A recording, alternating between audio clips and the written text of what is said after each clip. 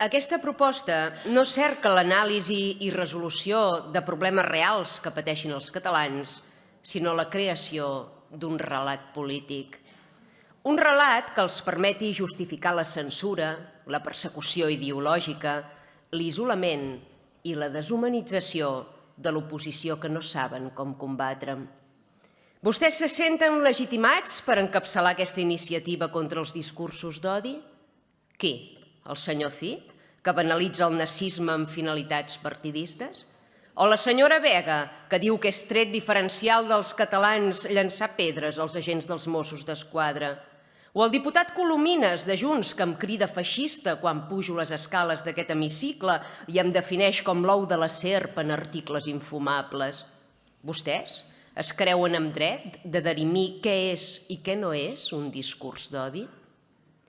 La comissió que proposen no serà un espai de reflexió imparcial, sinó un tribunal polític capaç de suggerir i proposar sancions contra qui no encaixi en el seu model de correcció política. Pretenen dotar-se d'una nova eina per assenyalar, estigmatitzar i marginar ideologies legítimes que han aconseguit representació parlamentària.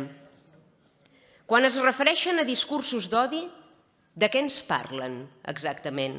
D'insults i amenaces tipificades al Codi Penal o de qualsevol opinió que els incomodi?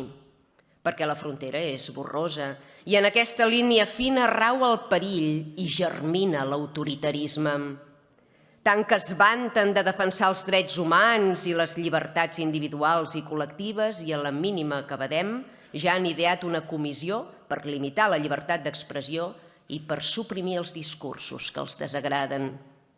Els incomoda el que dic? Els neguiteja? La llibertat d'expressió no és deixar dir o escoltar només allò que ens plau, és també tolerar l'expressió de tot allò que no compartim i que ens tensiona.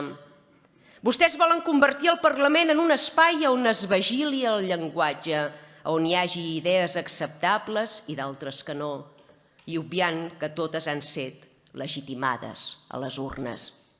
Saben qui legislava sobre quines idees eren correctes i quines no? Saben qui prohibia debats i censurava? Sí, el feixisme.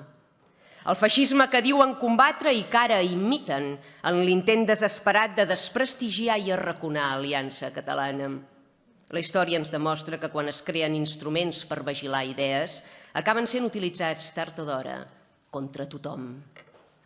Això d'emprar diners públics per afiançar el seu relat, per imposar-lo a la societat i al conjunt de grups parlamentaris, és repugnant. I manifesta que les seves intencions no són identificar i resoldre els problemes que patim els catalans, sinó limitar opinions pel que fa a immigració, seguretat, feminisme, educació i altres temes sensibles i cabdals. Volen uniformitzar el pensament, criminalitzar la discrepància, i no se'n sortiran. Que trist que Junts per Catalunya avui sigui indestriable de l'extrema esquerra. La por de perdre cadires i càrrecs els fa cometre errors. I creguin-me, sóc aquí per aprofitar-los. Visca el lliure pensament i visca Catalunya!